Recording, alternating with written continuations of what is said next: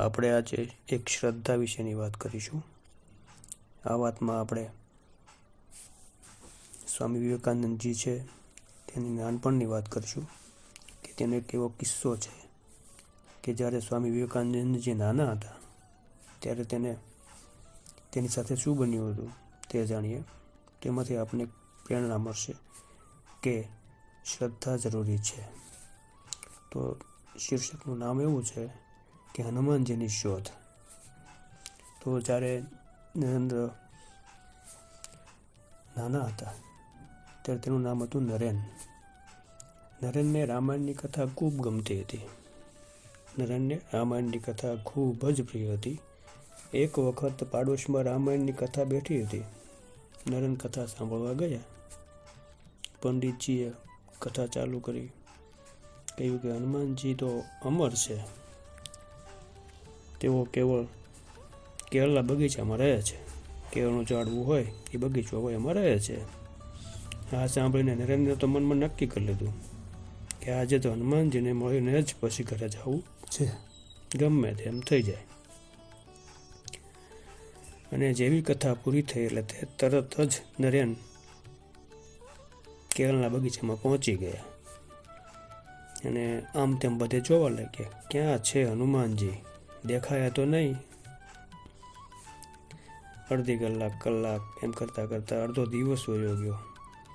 ખૂબ રાહ જોઈ હનુમાનજીની, સાંજ સુધી રાહ જોઈ, પણ હનુમાનજી આવ્યા જ નહીં। એટલે તે થોડાક નિરાશ તો થયા અને ભૂખ્યાના તરસ્યા આખો દિવસ હતા। પછી ઘરે ગયા અને ઘરે જઈને થોડો ચહેરો નિરાશ જોઈને માએ પૂછ્યું, બેટા નરેન શું થયું? કેમ આજ નિરાશ દેખા છો? એ નરેને બધી વાત માતાને કરી કે માતા આજ તો આવું બન્યું।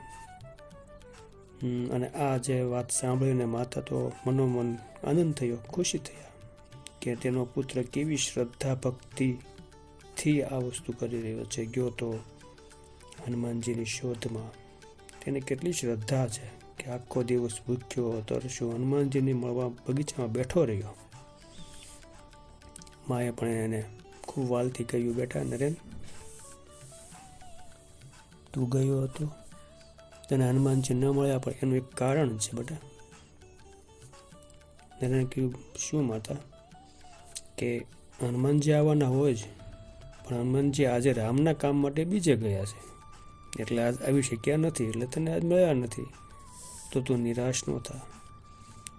આ સાંભળીને તો નરેનભાઈ ખુશ થઈ ગયા, આનંદ થયો અને કે નાના, અને મતલબ કે માતાએ તેને એવી રીતે સમજાવ્યા એટલે તેને માની વાત સાંભળી અને ખૂબ ખુશ થયા।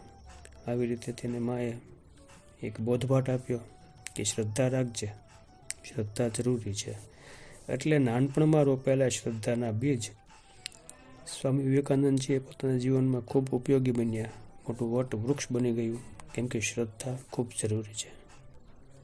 એટલે આપણે પણ એ શીખવાનું છે કે શ્રદ્ધા રાખવી, શ્રદ્ધા ખૂબ જરૂરી છે। અને હરેક બાળકને નાનપણમાં તમે જે તેના મનમાં રોપશો તે તેના જીવનમાં આગળ એને એ પ્રમાણે કામ આવશે।